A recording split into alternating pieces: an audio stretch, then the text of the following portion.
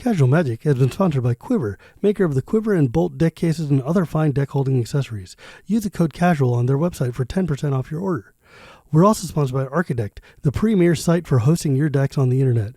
I love them and they love me, and it seems like a good reason for you to use them. You can also support Casual Magic directly by going to our Patreon at patreon.com/ShivamB. And now, on with the show.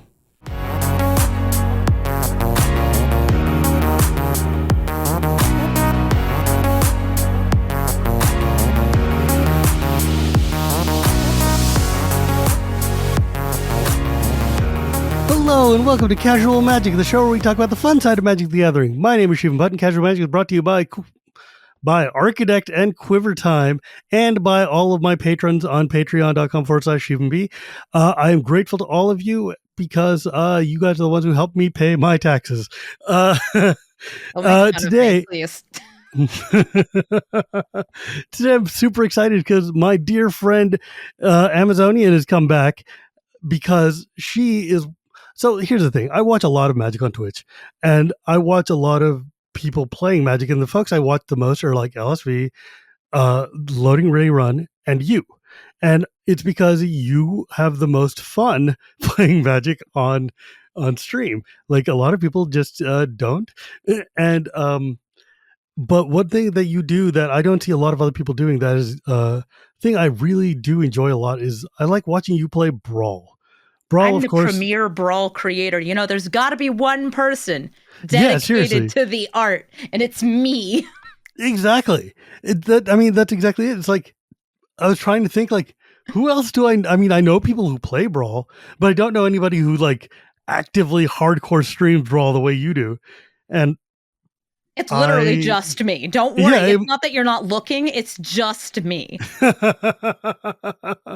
Yeah. So I was like, okay, well, if I want to talk about Brawl, who should I? Well, I guess I should talk to the one person who plays Brawl. And that would be me. I have over 250 historic Brawl decks. Christ. I go hard in this format. And I usually play it with a bit more focus on fun, because I take having fun when I'm playing video games very seriously.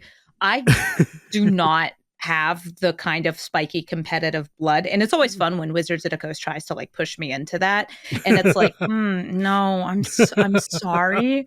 But, like, I was the youngest of three, and my two older brothers were always going to be better at games than me.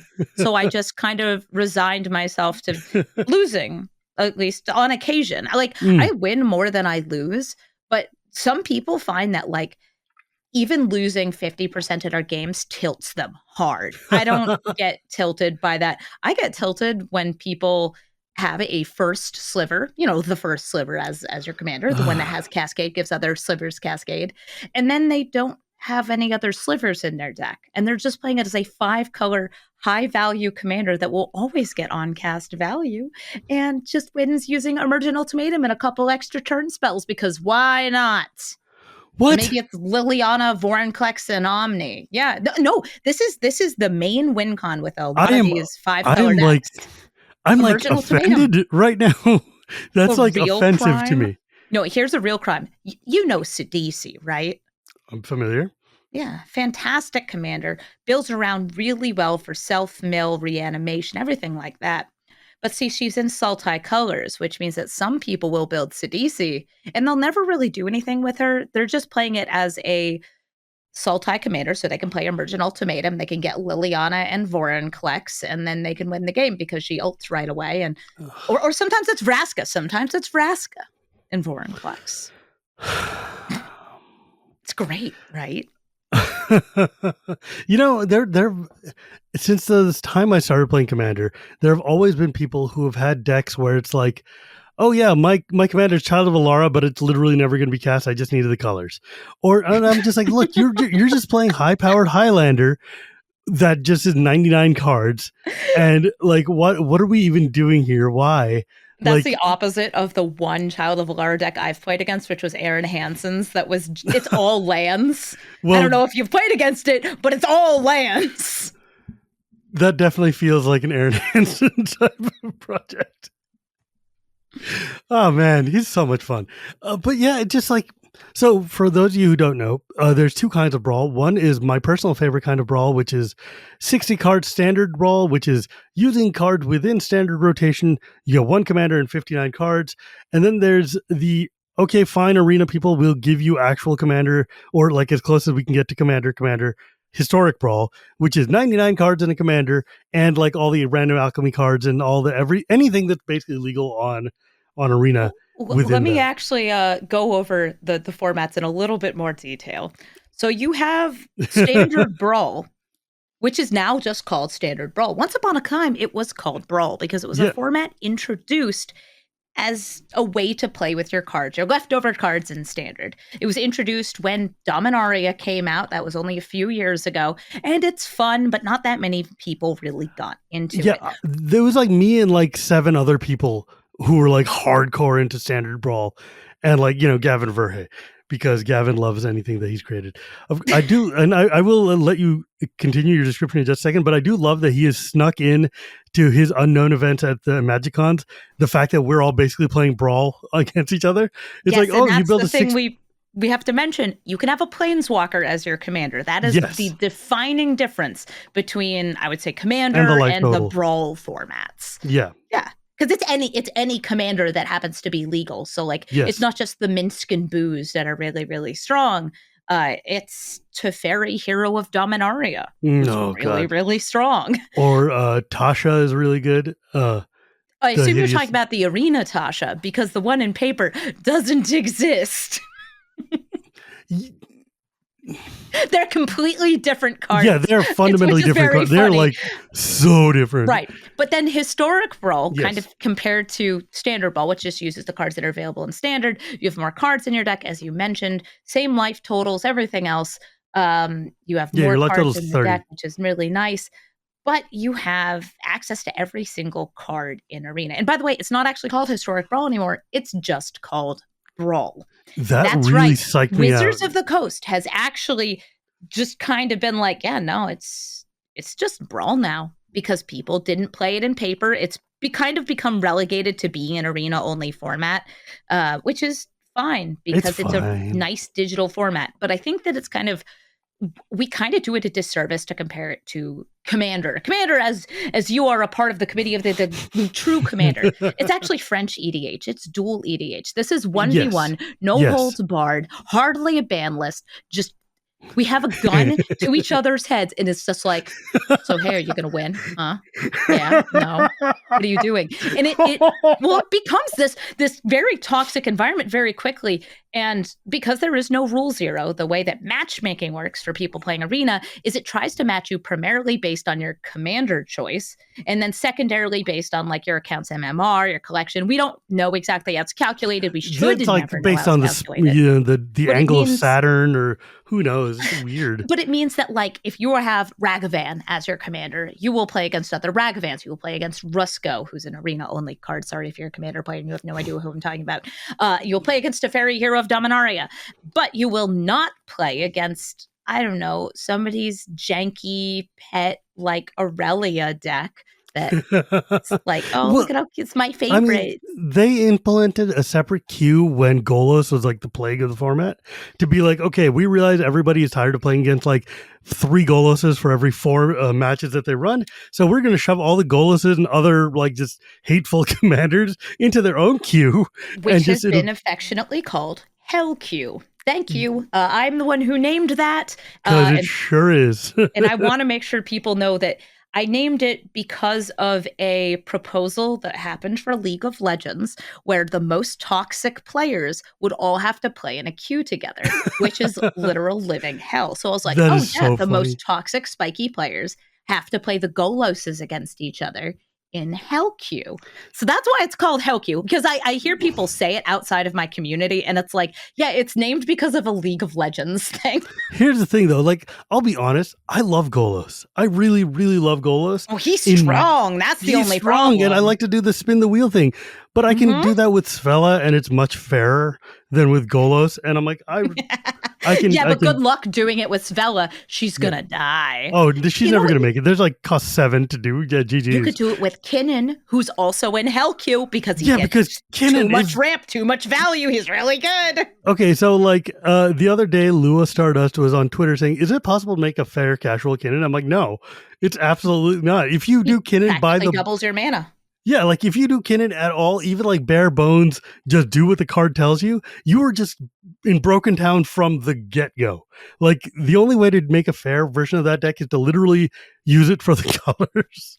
I feel like you could do it as like an all uncommons, because that way when you roll the bones, you'll have all the mana dorks, except for like a few of the like, I don't know, Gilded Goose, Halfling, things like that. But you'll have the mana dorks, and then you can just roll them bones and you'll get not Something. Coma, you'll get like I don't know, Palaka Worm is like a top tier kind of far are the worm. A mighty have lot of fallen? Worms.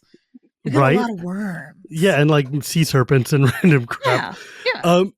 Now I wanted to give a defense of Brawl for a second. So the thing about 60 card Brawl, when it was started, the idea was so good. It was like, hey, what if like you take all the draft chaff you have left over from your pre-release and you can actually play with it instead of just throwing it away. Here, make like a random deck with the cool card that you cracked, your legend or your Planeswalker or whatever, and just random leavings. And here's a cool standard deck. And then of course people want to optimize that and people want to make it like super combo heavy because Magic players are going to Magic. But like just the idea of it like being like, hey, this is a cool way to fill time between drafts and pre-releases. I loved that, and I thought it was super fun. It felt the most kitchen table-y to me of any kind of thing. However, it is in part because so few people were playing it, but it also came out right as Dominaria did, and this was the first legendary heavy set they printed. So that you could now do it. It's like all of the sets they print are pretty legendary heavy, but like this one compared to like Ixalan, Amonkhet, Kaladesh was like 5-10 times the legends. It was wild. It was I mean, look, I was going back, and Kaladesh has like 6 legends in the entire block. And like, you know, Dominaria, you had 6 legends in a pack. You know, it was just like, come on. Like each pack was guaranteed to have 2 legends in it. It had like 70 something legends, so you could play every color combination or whatever. And they let you use Planeswalkers, and they were like, this is how we're going to fix Commander. You guys won't let us play Planeswalkers. We're going to make our own. And then nobody comes out, and so you have even more Planeswalkers to play with. Like they clearly had that planned, I think, as part of the rules for it. Oh, 100%. 100% that. But the thing is, it's like, nobody wanted to play it because they were like, why don't we just play Commander if we're going to do this in person? And I'm like, yeah, but it's limited and it's like sealed. And they're like, no. I'm like, okay, fine, fair. And then they put it on Arena, and they were trying to make it standard and stuff. And everybody on Arena is like, why can't I play with all the cards on Arena? And they're like, okay, fine. You can have 100 cards. It is a much more interesting format. I think, I mean, you're right. Yeah. I'm not going to say it's not, because I think it is. It's definitely better. I just liked having smaller decks because I thought it was just more fun. But playing it as events at the MagicCon is a compromise I'm willing to accept. That's okay. And now they don't run them as events anymore. No, they really don't. Tried it a few times, and literally one guy showed up to them. And this happened twice, where he was the only one to show up, so he won by default. Good for him. I don't know what his name was. One of them in Vegas had like 15 people. It was pretty cool. But yeah, no, there was like that one guy won the Brawl Championship, and now they just don't do it anymore. They're like, okay, fine. Congratulations. You can go down in history as the guy. But on Arena, giving you a place to use all these other cards in a more or less pseudo-eternal format, and it's not quite as tuned as, like, have you played Gladiator? Yes. I would say Gladiator is the 5-color good stuff of historic Brawl. In fact, many times you could take a deck, and it doesn't have anything to do with its commander because it's a good stuff deck. Right. Put the commander into the 99, throw it into Gladiator, and it would be great. Yes. And Gladiator, by the way, it's a best of 3 singleton 100 card format using all the cards in Arena, except the rebalance cards are not rebalanced. So it's essentially a timeless format rather than a historic format. Yes.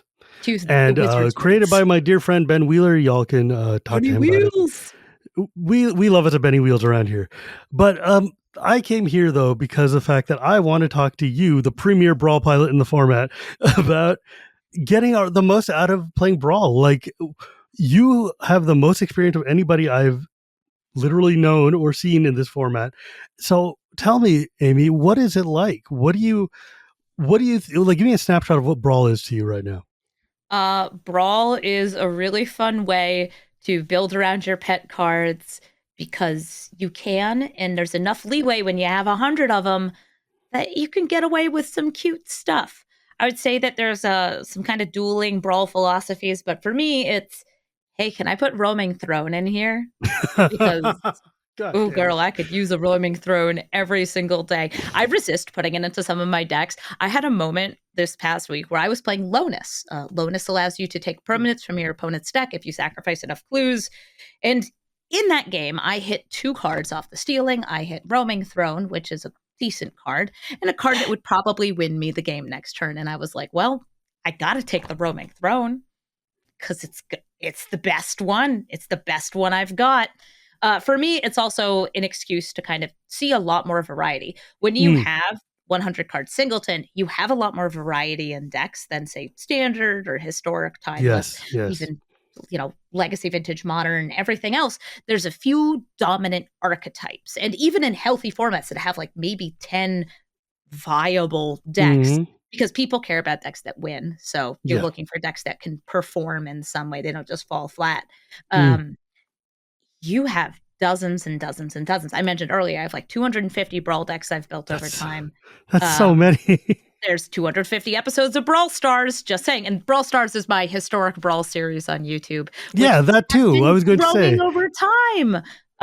I like Brawl. It keeps me sane. I play like 40 plus hours of Magic on camera a week, and there's got to be something that lets me have extra fun, and that's what helps me get extra fun. I talk to other content creators. I'm not going to name names, and they're like, this standard is killing me. This limited format is atrocious, and I can't wait until it leaves. And I'm just out here like, I have a Gitrog monster deck. I'm going to play a bunch of lands. That's the thing. Like, I was talking to CGB the other day, and like, saying. Well, he has learned to diversify his format, but we were talking about the fact that some other creators get pigeonholed in like you can tell if a limited format is good by looking at if Kenji is playing it or not, right? Because if you go to Kenji's stream and see that he's playing a Pokemon randomizer, we can tell the limited format has burnt out, and I love him. I think he's amazing, but also sometimes, Kenji wishes he had tied himself to something other than just limited all the time. But I love. He sometimes tries like the standard decks of the now, and then he's just like, "Wait, I don't like this." Yeah, it's like, wait, what? I have to play 60 card all the time, same deck? No, thank you. But what the joy for me of Brawl is that it's exactly what you said. It feels like the wild, wild west of Magic still.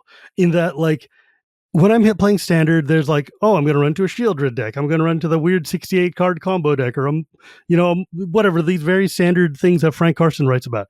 When I'm playing Brawl, I'm going to have a Toski deck, or I'm going to have a Torbrand deck, or I'm going to run to somebody playing some weird, janky, like, I don't even understand where you came up with the cards to make this deck, right? Yeah, and always overrepresented commanders because they're very high powered, their value. And I mentioned before the matchmaking algorithm. If the matchmaking algorithm has not been adjusted to accommodate for an extremely powerful deck, think Itali, Malcolm, something that's new and strong, then I say new as if Itali didn't come out like a year ago. But like these are cards that like they kind of have to keep getting shifted until they're matching against kind of similarly powerful decks. Right. But like, here, I'm just going to grab my notebook because I write down all of my Brawl games when I'm recording here. And I'm going to just say like, okay, so when I was playing this commander, what did I match up against? Let's go with Corvold. A lot of people know Corvold. Love me a Corvold. Sacrifice commander. I matched up against Radagast, Minskin Boo, Shadowheart, Narset, Sorin, Amara, Thalia, and Gitrog, Azusa, Narset, Amara, Tyvar, Sarin, and Ayara. That's 2 Narsets, but for the most part, that is a very diverse group of commanders. Wow. And that's just in a row. That's 13 games in a row, and that's who I matched up against. And that's those all sound like rad decks too. I mean, except for the Narset, yeah. I don't like the free spells Narset. I find her aggravating. Wait, which Narset is it? Is it the Planeswalker one or the hexproof strike one that when she attacks, she exiles the top 4 cards? Oh God, she's a plague in normal commander. She's a plague in Brawl. I just do not like the one from Cons, right? Like I just do not like that card. Yeah.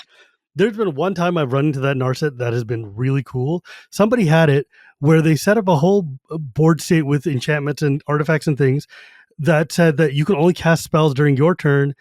Well, they basically said you cannot cast spells effectively the way the whole combination worked out. And then they put Narset into like that mecha suit, assault suit or whatever that lets you go around the table like a hot potato.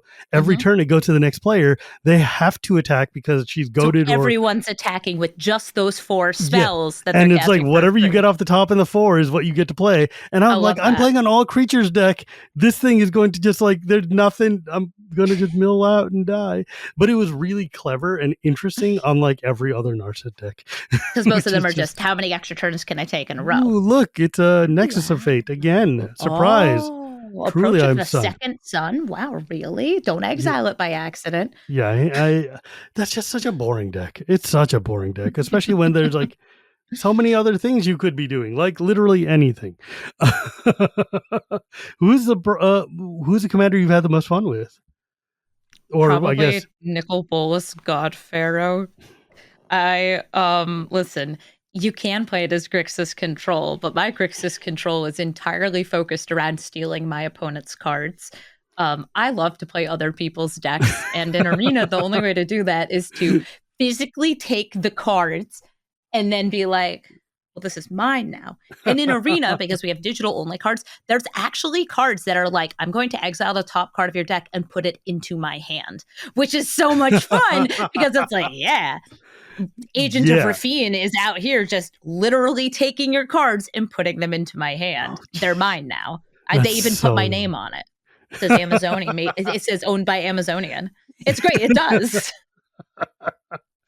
Okay, but so I'm going to ask you a question that might be a little sensitive here. What do you think of these Alchemy cards that like are so prevalent in the format? Because I know that periodically I'm like having fun, and then someone will play a spellbook card, and I'm just like, oh god, now I have no idea what's coming. It's so many spells. Spellbooks, I think, should take a page out of Runeterra. And in Legends of Runeterra, you essentially all share the same spellbook between all the cards with spellbooks. I'm talking about the invoke mechanic for people who are familiar with this beautiful other card game that's unfortunately kind of going under. But that means that, okay, so we have these 10 different cards and they all have spellbooks, but they're all drawing from the same pool, which means that there's an element of predictability to them and it can be more tightly controlled. The ones in Arena are hard to remember what they can do and oftentimes generating way too much value for what they are. Yeah. I think that spellbook cards in general, they should be a little bit more like they should put stricter reins on when designing, but I don't think those are the most egregious cards. That are just ones that kind of feel silly and take a lot of time to remember. Same with cards like Davriel, where you have the offers and conditions. It's the same problem of like, you shouldn't be giving these people these as their choices. Yeah, it feels a little bit like you're putting a single player game in the middle of a multiplayer game, and you're like, oh man, the other person's just sitting there and looking at the backs of cards while you sit and try to figure out a decision. It's not very fun. Here's the bigger one. They occasionally release, especially legendary cards that are just way too strong in their design. And then they are digital only cards. They have months upon months upon months to change them slightly. Like you can alter their abilities, make them still, doing what they're doing, just a little bit worse. And like, the only one of them that ever got nerfed in any meaningful way was Crucius, who they didn't actually stop him from doing the thing. They just made him have 1 toughness instead of 3. And they didn't even do it because of Historic Brawl, where he is an element of a combo deck. It's the Caldera Breaker combo deck. Also, please change Caldera Breaker. I'm talking about cards like Pock. Pock the Mythweaver literally doubles your lands, which is, the problem that we had. Pock, yes, Mythweaver Pock. So Mythweaver Pock is a 4-mana cat shaman whose power and toughness are equal to the number of lands you control. Awesome. Whenever a land enters the battlefield for the first time during a turn, or I should say 1 or more lands, you double them and they come into play untapped, which means that let's say you play Pock and then you use Harrow. Great. You just use 3 mana to get 4 untapped lands. Excuse me? 4 untapped lands? Yes, 4 untapped lands into play. And because he gets bigger with each land that's in play, he's just everything wrong. He's refunding his own mana cost, so you could just kind of cast him again if he dies. You What are the hell? forced to get rid of him because he keeps getting bigger, and he enables all of the other big green strategies like Last March of the Ents, your Crater Hoof Behemoths, Vorinclex, and his best friend Vorinclex.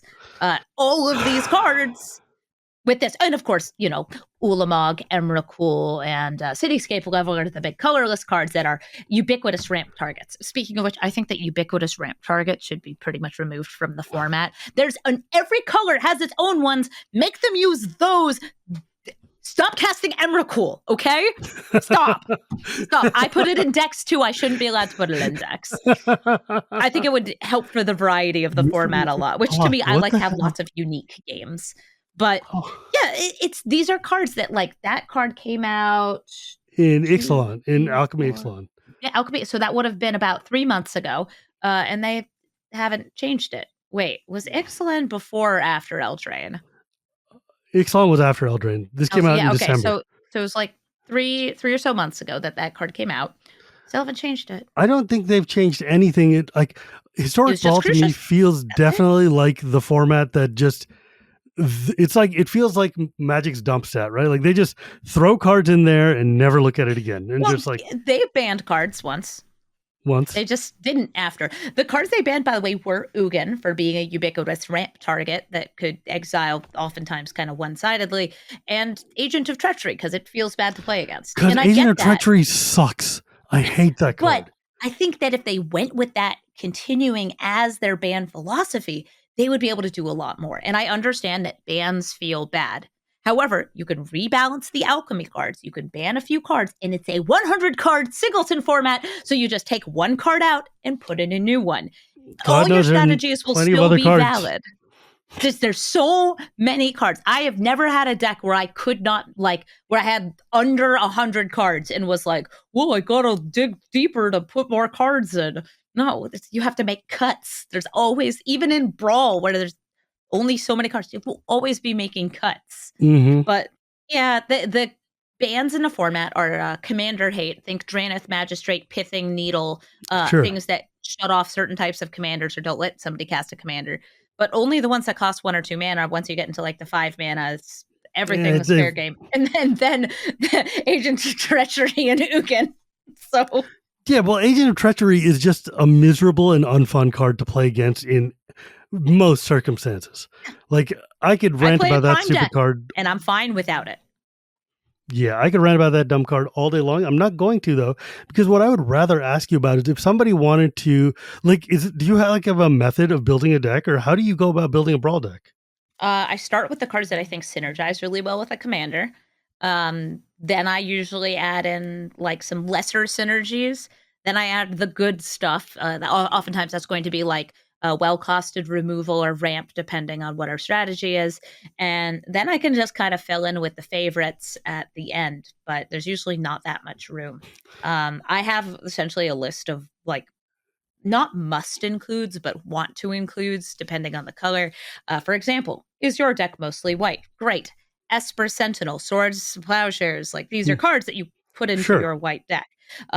Is your deck black deck? Great. Throw a Thoughtseize in there, Bitter Triumph, Infernal Grasp, because this is a one-on-one, you can get away with all these single player targeting spells that you couldn't do in Commander. And you should put a focus on removal in it compared to Commander, which this oftentimes carries into my Commander decks, so people get a little weird about it. It's almost every single one of my decks has a board wipe. Doesn't matter if it's a creature-based deck. Almost every single one of my decks has a board wipe because you have to be able to reset it because nobody else can. This is a 1v1 format.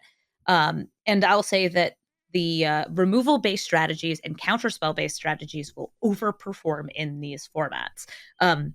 There are much better removal spells than there are threats. For every Elder Gargaroth, there are 3 Wrath of Gods. So it means that those sort of control decks are the ones that you then have to build around facing. I'm not building my mid-rangey decks around facing other mid-rangey decks. I'm building them around No, what if I match up against this control deck? I need the anti-counter spell tech. I need the haste enablers. I need. So I take it you're a fan of all Ward. this. I like board so much. I want board state. No, I mean Ward. Ward. Ward. I not, because I think Wizards of the Coast is still figuring out how to design with it. I think they're a little heavy-handed with it right now. Yeah. Oh my God. Voya has Ward 3. Why does that thing have Ward 3? Why? It is so broken by itself. It's because it comes down ahead of curve because it's an elf deck. It draws you an insane amount of cards. It puts an insane amount of counters on things, and then it's got friggin' Ward 3, which might as well be Shroud, right? Like also like Vigilance Trample. What? You're never getting through friggin' Ward 3. That is just not a thing that's happening. It is deeply, deeply annoying to me. That's why, like, Roaming Throne did not need Ward. That card is busted. That's why it goes in so many of my decks. What do you mean? A 4-mana 4/4 to me is already like, that's a gold standard right there. It's colorless. I don't have to worry about fixing. Right. And it's got Ward 2, you say. Give me a Roaming Throne every day. You know, other people though, they're afraid of the throne. They don't roam with the throne. That's my I love chair. Roaming Throne, man. But I like playing creature tribal decks or creature typal decks, and I just really enjoy having thematic vibes like that. My Brawl decks right now, one of them is just big green with Toski. One of them is big red with Torbrand, because I'm like, I just want to do a ton of damage and go in with a bunch of red weenies and then like hit you for a million. Up. Yes, It makes me happy. It's like, look, flood. Here's things. But like, what is like peak? Like, if you've done 250 brawls and God knows countless more that you didn't tape for your show, which decks kind of like do you look at and say like, yo, I want to keep playing this one because I'm enjoying it as a, personally, as opposed to, oh, I need to do this for content purpose? Decks that have usually like a decent chance of winning tend to execute their strategy and do so in a way that's got a good amount of variety. I like a little bit of unpredictability, but I also, for me, I like triggers and I like to take game actions, which I know a lot of my opponents do not like. But listen, you put me and my Galadriel deck into play, I will put 200 triggers on the stack. The game will time out because I can't execute them fast enough. It will skip through my turn. It will skip through your turn. It will come back to me, and then the game will end in a draw. And I'm sorry, I didn't mean for that to happen, but when you have the Elrond and the Scoot Swarm, you can't stop it. In paper, you could just say, I'm keeping this on top. Okay, we're going to go through the stack of triggers. In Arena, it's like, do you want to reveal? If it's a land, do you want to put it into play? Do you want to reveal? And it's like, no, select, please let me resolve this whole stack. Just do them all. It's fine. We could stop anytime. Oh my God. I like to take triggers and game actions. I mentioned before, crime decks are one of my favorites. I like to play my opponent's cards, but I would say I have a fairly big variety of decks. If I go to Untapped, which actually tracks all my decks, I can kind of see like how often I'm playing my things, especially outside of them. As far as recent builds goes, I loved my Lonus deck. That's definitely Is that the one that makes the clues? Yes, that's going to go into my more permanent, I guess, rotation of decks. Which, by the way, if people ever want a net deck from me, I usually like preface, here's how you make this deck more powerful. Mine is not doing that, but this is what it is, and it's really fun as a result. And I do not like decks that are one-trick pony decks. I think they shouldn't exist. I think they should essentially be banned out of the format. Even if they're not that good, they're just kind of obnoxious. A good example would be there's currently a Lelia deck that just cascades through the entire deck. You mulligan until you have a cascade card in your hand, and then you give her trample with Atali's favor. It exiles the rest of the deck. She's like a 100 power thing. Great. I have one bounce spell, kill spell, discard spell, and your entire game strategy is gone. That's boring. And because this is an interaction based format, I get it. That's how you can get quick wins. I don't like those decks. I wish that they were out of here. I've made that mistake a bunch of times though in Norma Commander design too, where I'm just like building around this one interaction that I have in mind, and then I just get so focused on this thing that I forget that, oh yeah, this is a glass cannon, and at any point in time, if you blow sideways, my whole plan is vaporized. And I Like, think that's more okay in Commander, though, because you have yeah, 4 players and you're all kind of trying to do a thing. This is 1v1, where, like I mentioned before, it's a much more cutthroat environment. yeah, you don't want to be all in, because if you're all in, you get screwed, and then you're just sad. Um,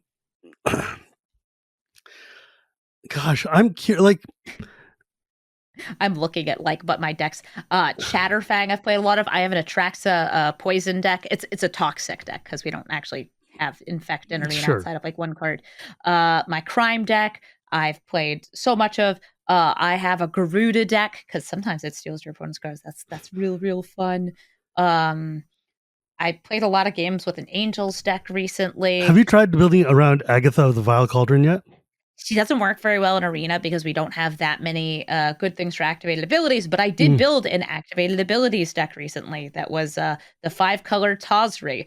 And in the video for the deck, I said, okay, but if you want to make this deck better, you take the Tazri, you put her in a 99, you take Kenrith out, make it the commander, and it's suddenly a 10 times more powerful deck. Kenrith is such a... I'm glad that Wizards listened to us and has stopped making 5-color infinite value dudes. Yeah, like something like Kyodai, fine. It's just a decent creature. Exactly. But its ability isn't going to be always good. Yeah. Like, I don't mind if Wati makes a 5-color deck that's very limited in scope and has like they made that 5-color Myojin or whatever, right? I'm like, okay, fine, whatever. That's got a very specific focus.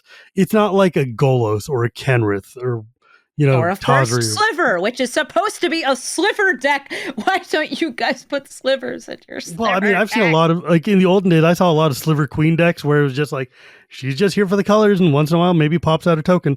And I'm like, but it's slivers. It's slivers. One of the strongest archetypes. It's like, yeah, but I don't want to play that. I just want to play good stuff. What has been the most, like, what commander has been the one that you like built the deck and you were just like, yo, this is like immediately, this is not going to do what you want it to do? Oh, it happens like fairly often. Like there are decks I build that don't get made into essentially episodes, or I have to just keep taking out the cards that do the thing and adding more good stuff. And I hate those. Glissa. So I had a Glissa. This is the 5-mana Glissa. Let me just double check her name. I want to say it might be. There's like 1,100 commanders legal in Brawl. All right, yes. So Glissa, Herald of Predation. She is an incubate or transform your incubate tokens or give Phyrexians you control first strike and death such until end of turn. So I tried to build around really that third ability, but the first ones work too. And it was a Golgari Phyrexians deck because that is the central 2 colors to a lot of the Golgari strategy. And this is not a strong enough creature type to really do that much. As a typal deck, it's not going to get there. It didn't have interesting play. And because she costs 5 mana, as a commander, she's just too weak. She doesn't have ward or anything else to protect her. She's not like Shelob, kind of same colors. You can run lots of good stuff. I played that as a Spiders deck, and I could get good games because she has ward 2. That means that you have a good chance of her sticking around for just 1 turn, and that's all you need. I tried building like a dozen different Slime Against Humanity decks. I got some of them to be okay. They're not good, but they're okay. Yeah, that card does not do, like, I can see everybody's trying to do it, but it's just save your wild cards, people. It's not going to do what you want. I'd say the best commander for it, by the way, is Tamiyo, which cannot be your commander in paper. Ha ha ha! Eat it, nerds. This is the Tamiyo that you name a card, and then the rest go into your graveyard, which means that you can fill your graveyard or your hand with slimes, depending on what you name. And that's very, very good. I had actually built a Tamiyo Rat Colony deck because both those cards were in Standard at one time. It doesn't work for Brawl because of color identity, but it was very funny as just like, yeah, this is my Tamiyo. She lands on the battlefield, and here are my 3 rat colonies. Oh, no. It's fine. It's normal. Tamiyo and all of her friends, just blorbs of hordes of flooded slime just coming out. She has oozes. That's all she reads about. She's a librarian. All she reads about is ooze. Oh God, I don't want to know about her porn habits. That's okay. She's having a good time. That's all you need to know. Have you built Goro Goro and Totoro?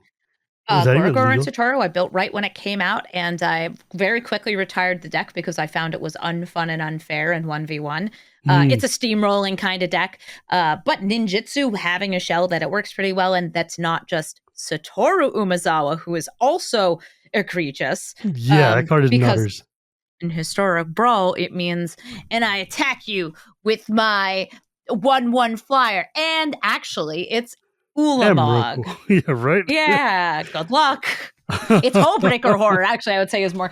It's Hullbreaker horror. Oh, Jesus Christ. This Thopter was secretly Hullbreaker Horror the whole time. Wow. Oh, God. How did you hide in there? Yeah, like, But shut up. there's also there's lots of strategies that only kind of work. Assassins, as a great example with the new Etrata. It kind of Mm, works. It works sometimes. Building the actual Wither side of the new Massacre Girl. It works sometimes, not often, but sometimes you mm. get to draw a card. It's mostly just mono black good stuff, but fine. Yeah, like Um, I feel like Massacre Girl works better in the 99 of things oh yeah. like Hapatra or whatever than she does as a commander on her own. But I want to ask you a question of things that you cannot do in normal paper commander, which is Planeswalker, like we brought up earlier. Have you had any Planeswalker decks that were fun to play or different or like just interestingly unique For besides the Nikki most B? part, I actually stay away from having planeswalkers as my commander. Really? And this is because I find that planeswalkers are just too hard to remove. And any Mm, planeswalker based strategy is going to immediately lend itself to board wipe, board wipe, board wipe, board wipe, board wipe, board wipe, board wipe, board wipe. Can you wipe the board? Can you bounce the board? Do you want to wipe the board, bounce the board, wipe the board, bounce the board? The last ones I made were I actually made an anti control deck with the 3-mana Domri mm. Raid as commander because he stops counter spells and buffs your creatures and lets you fight things. And that was an example of a planeswalker that comes with creatures. I have also built Narset, the Jeskai Narset planeswalker Mm. from Ikoria as a Super Friends deck. And I'm not that good at building control decks because it's not really my style, but it was just not fun to me to just be like, Sure. I counterspell, farewell. This was before Sunfall even Oh, existed. Jesus. So now it would be like, farewell, Sunfall, Sunfall, farewell. Look, I can recur it from the graveyard. Do you want to see me do it again? Want me to Wow, did exile you the want to have rest of your deck? cards in your hand? That's crazy. I'm going to play the 3-mana Narset from Word of the Spark, and then we both wheel. Do you like it? No? Did this make you happy face or smiley frowny face? Frowny Oh, face. frowny face. I Yeah. recently made a Super Fence deck that had a creature as a commander, so it had fewer board wipes, though, and that was the new Tomek, because he has affinity for planeswalkers. Oh, actually, just the one, just Just the Brawl, but one. you can't put him in the deck, so it doesn't actually count. But I would say recently, the number of planeswalkers I've built as commanders is 0.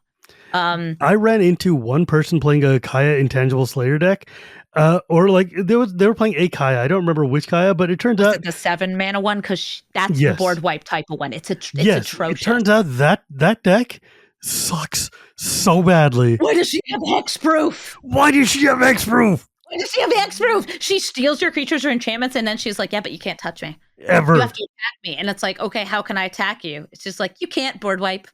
Yeah. And then I exile your thing, and now it's my creature. And I'm like, what the hell is this design? Why would you? Why would you ever, Wizards of the Coast? They wanted to be more like cautious about hexproof stuff, but then they print this card. And I will say that in my deck design, if I am in black, every single deck that I have has Sholdred's Edict and Sholdred, the one that's just called Sholdred, because they have force you to sacrifice a creature or planeswalker, non-token. It's one of the few ways to get through those strategies, and those strategies are common enough in Brawl that you have to build around it. Sorry, my cat is just sitting on the floor next to me. Her back is turned to me. She's like guarding me. Oh, I think it's because my boyfriend is playing Just Dance in the other room, and she kind of freaks out when people are like moving around like that. Just Don't worry, Dance. girl. It's nice and safe here. Just Dance. But yeah, no, the thing is, a Brawl is just, I like it a lot. I think it's really, really fun. And I'm sad that Wizards doesn't, I mean, like, okay, on the one hand, I'm glad that they don't take more of an active hand managing it, but I'm also sad that they don't take more of an active hand managing it, because I think it would be really neat to see what would happen if they spent a few minutes and like cleaned it up a little. Well, I have some good news. Oh, At MagicCon Chicago, during the world's largest Brawl event, which was the unknown event, Gavin Verhey came up to me and said, I'd like to talk with you about Brawl bans. hmm. So that's on the docket. I don't think I should be. This was in response to a tweet of mine that blew up. That's like, I think we need to have more management of Brawl and cards that are popular in Brawl. Yes. But hopefully that goes forward. And by the way, I do think that more cards that are introduced via Alchemy into the live formats that are not played in the other live formats should be adjusted for the format they're most popular in, which is Historic Brawl. Historic Brawl has more players for enfranchised players, for the people who are spending money in the game. I'm not talking about people doing the new player experience as far as the untapped data shows, than Alchemy or Historic. And listen, if that is true, then we should be building these cards around the format they're seeing the most play in, which is Historic Brawl. Sorry, Brawl. It's just Brawl now. I'm going to keep calling it Historic Brawl. We all Otherwise call it people Historic get Brawl. confused. Let's be Yeah. real. But here's the thing. Like, I think, well, for one thing, it turns out a lot more people play Historic Brawl than Wizards anticipated, than we, the fandom, anticipated, than anybody really. Because everybody's like, I anticipated it. I've been making Historic Brawl content for over 2 years. yeah, okay, but that was like literally you, lady. Like, you have been on this hill waving this flag by yourself, staring out an empty canyon of nobody. But it turns out We're having fun. Come have fun with us. it turns out, though, that there's an infinite crap ton of people playing Brawl. And I mean, when you think about it logically, it makes sense because, like, look, a lot of people play a lot of Limited on Arena, and sometimes the constructed formats like Standard and Explorer and whatever are just full of decks that crush your face. And you want to use all these cards that you've got sitting around. And until recently, there was no Timeless. So, like, where do you play all your Eternal cards? Well, here's Brawl. And it turns out Brawl is actually really, really fun. So as long as you're not doing one of those stupid recur my Oracle of Alpha 300 times. That's God the damn it. best. I hate that stupid card. I only have Oracle of the Alpha in my Scry deck because it scries on attack.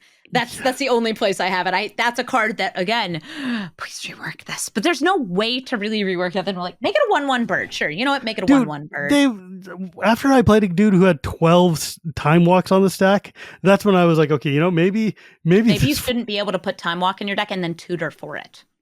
Maybe there's a lot of things we could do to not have this work here. But so if somebody wanted to get started in Brawl, what do you think would be a good starter commander? Or like, what do you think? Like, because there's a lot. It's hard, and it's yes. like, how do you narrow it down? It's going to depend a bit on what your essentially your budget is, your wildcard budget, your collection, and the strategies you like to play. Also, are you the kind of person who wants to kind of raffle stomp people? Are you a person who likes tempo control? I could recommend, if you're a fan of that kind of like tempo oops all counterspells deck, Malcolm, despite the fact that I hate that card, is a very good budget commander. Most counterspells are commons or uncommons, and you just need a big pile of them to make the deck work. A couple of rares of your choice to cheat out when you get there. But the card is so atrocious in its design that really that's a good choice for a fairly budget commander. I actually built a Calyx deck. This is the Aftermath Calyx that was all uncommons except for the commander. And it had a 70-something% win rate at the time that I built it. So listen, it's not all about the rares. Some strategies don't need as many of them. That deck, by the way, I would recommend that you do put rares in a deck. It's a lot better if you do. And it also now matches against much stronger decks.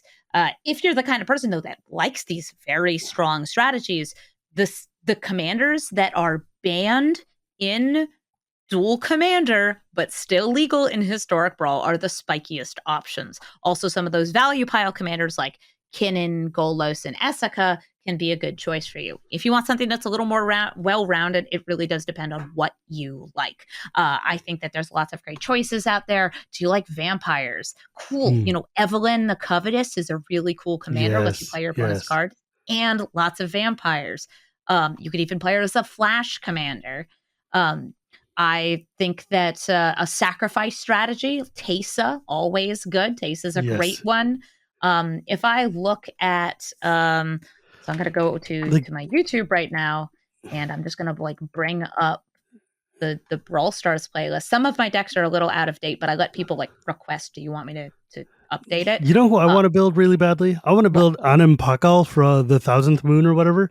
The red white soldier that makes no, like, when you attack with a non. So you want to raffle stomp people is what you want. I want to make tokens in Boros. Like, I'm just here to fill the table. Okay, if you want to do Boros tokens, there are lower power options. Anim Pakal is disgustingly the good. card is nutters. And it plays so well with like both tokens and +1/+1 counter strategies. So right, I'm bringing up these. I recently built Borborig Mosin Fibblethip. That was a great, just kind of good commander. They added a new card that was based around having legendary homunculi, and I was like, yeah, I can do this.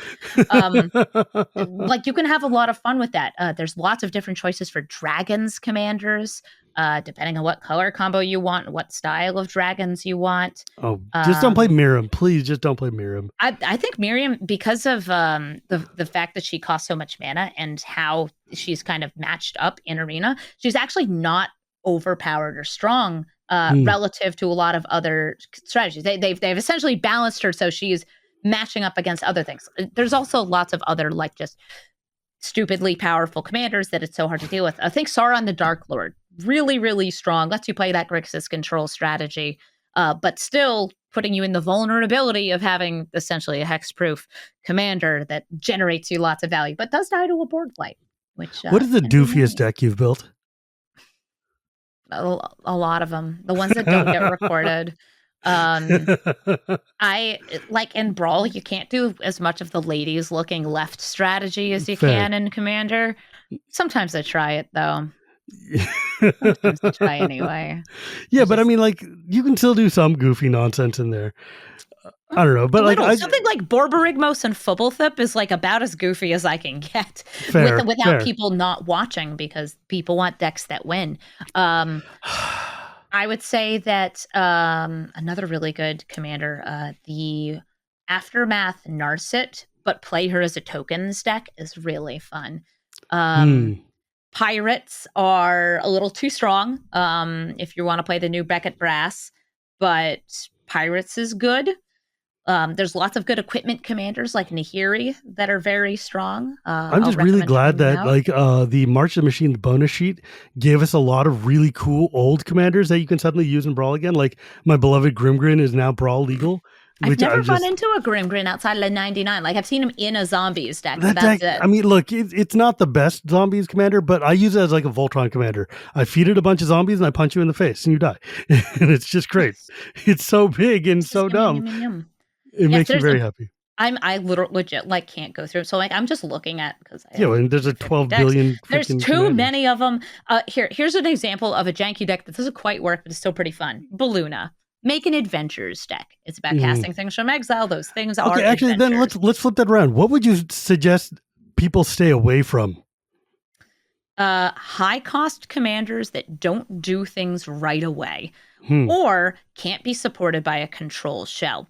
If you have a control shell, have your 7 or 6 or whatever cost commander, it'll do fine. If you don't have a control shell, you're going to die before it happens most of the time. Unless it is like a very aggressive deck that's like, think Surek. You're getting Surek out before turn 5 and 6. He comes out early because you're ramping, because you're in green. Yes. I would recommend people stay away from lower powered commanders in general, just because there is no rule 0, and you will match up against less powerful commanders than the upper echelons of the matchmaking. You're still going to match up against decks that are better than yours a lot of the time. And this is, by the way, fine. If you are somebody who does not mind losing at all, and you can just go into the queue, lose 6 times, be like, I had a good day, great. Good for you. A lot of other people, they'll be like, I built your stupid deck and it didn't work. And it's like, yeah, I know. Did you not hear me say that the deck is jank? I told you, bro. I built a Vannifar Evolved Enigma. When she works, she works. When she doesn't work, look, I cloaked a card. It's a Woo. 2/2. What was it? It's a forest. Oh no. Otherwise, I mean, it's like, it's an Ulamog. But like, a lot of times it's like, it's a forest. Oh. I brought it from home. I did it. It's like a little bonsai tree in a pot. Oh man, God, I love Brawl though. Brawl is the thing I like about Brawl the most is that it really is you can just throw together any random 99 cards and a commander and you will have a good time. But yeah, the fact that there's no rule zero, that is up and downside. Like, okay, yeah, you're gonna get matched up with whatever the computer thinks, but also you can play without any qualms about worrying about the rule zero issue. Just Oh yeah, you you're never won't going to lose run any into that friends opinion. because nobody's your friend in Brawl. No, everybody knows that we're sitting down. One of us is going to win, and the other person is going to be looking at a cloaked forest. And you're just like, well, that's just the way it breaks.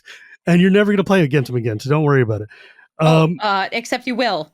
I have some, I'll call them recurring guests in my videos. Oh no. My personal favorite, shout out to Sukiyaki, whoever you are. There is one person who plays John Arenicus as their commander, and it is Sukiyaki. I match against this person maybe once a month.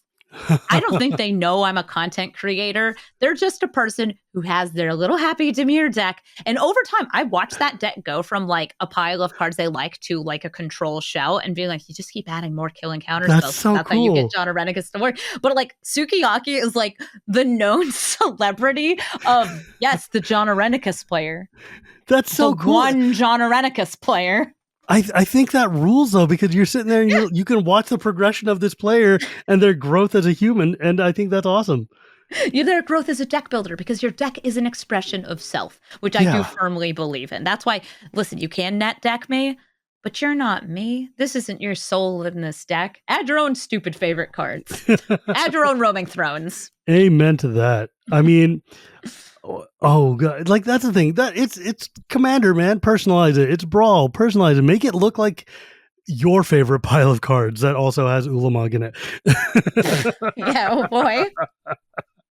Have you gotten to play it? Tell me you tried out building it. Oh yeah, Raw Talk, the polar werebear guy. About Oyamin Artok? Sure, the giant, sure. the bear.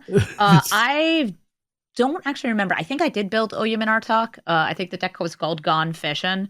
Because she's a big bear and she fishes for creatures.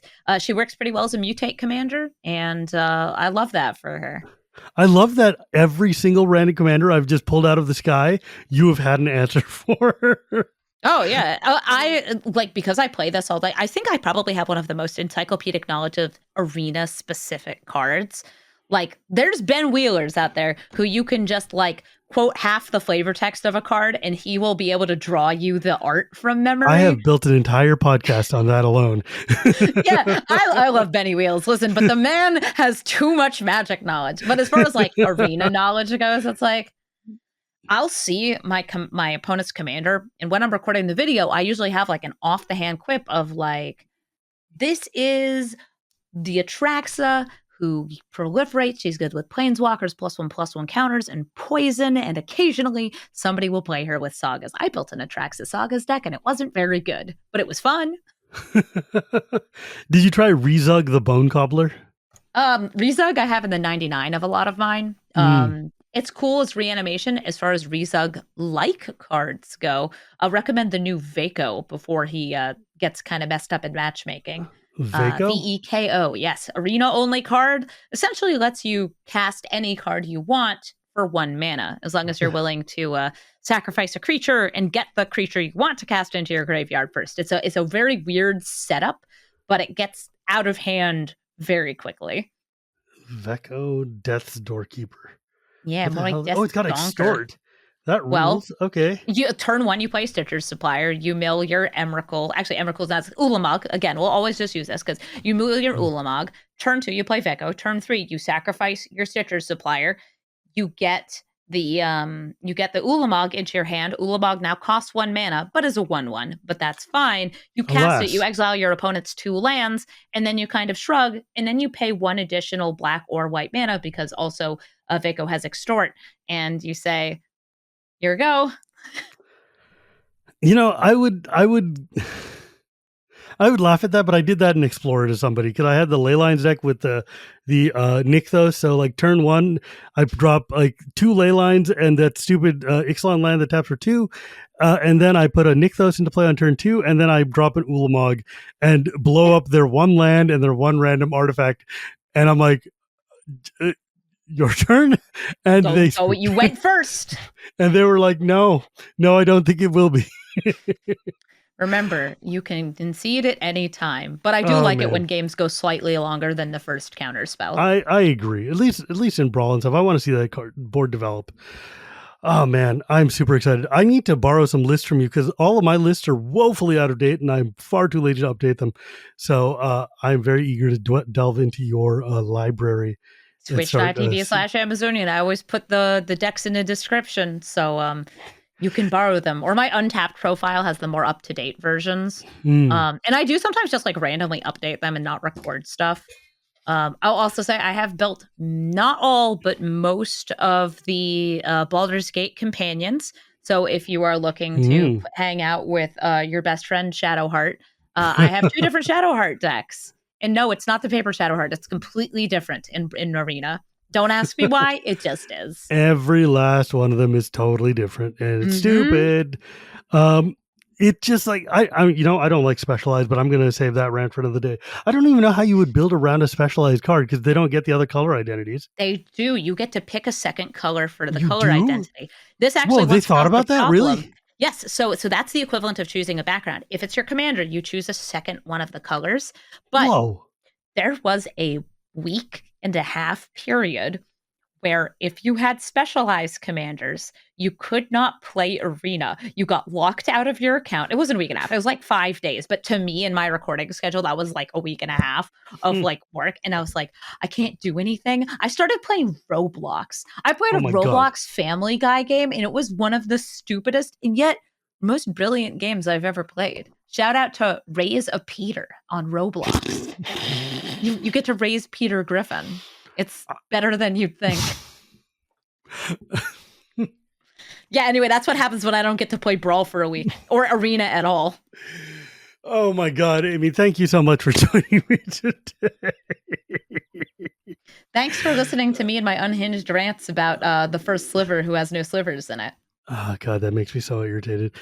But I will say this though, as I said at the top of the show, I love watching you play Brawl. I really, really do. And I love watching you play Magic on stream. You're happy and fun, and I really enjoy it.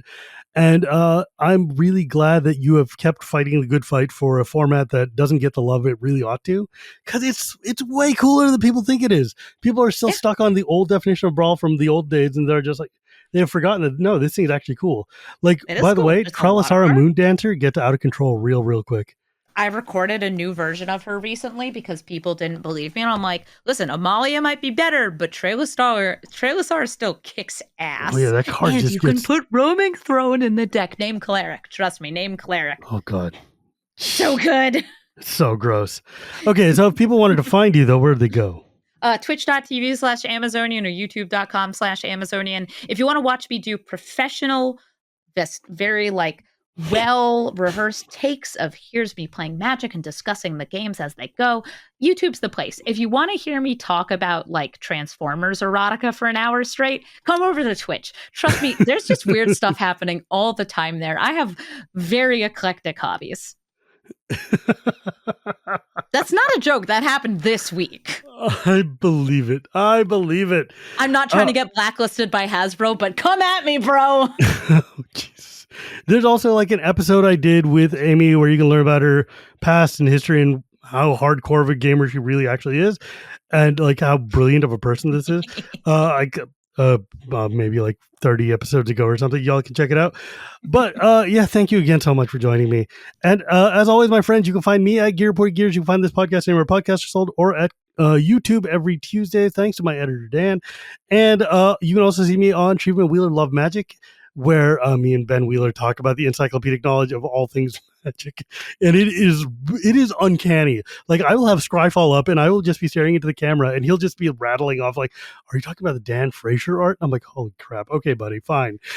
We were not joking when we mentioned that before. The man knows Magic. It's It's the only person I've ever seen who's better at it is like LSV, and I would pay money for like an LSV versus Wheeler, just like rattle off a card or like a flavor text or a casting cost and see who can get it first type of contest. Oh, that would be hella fun, actually. You know Maybe what? that's Just a panel idea. grab 2 Canadian Highlander decks and just flip the top cards of each and be like, all right, what am I describing? You can also see me on the Chronicle to Dragonlance podcast, where me and my buddy talk about Dragonlance books once a month. It's delightful. But remember, my friends, it's not magic without the gathering, and we'll see you next time.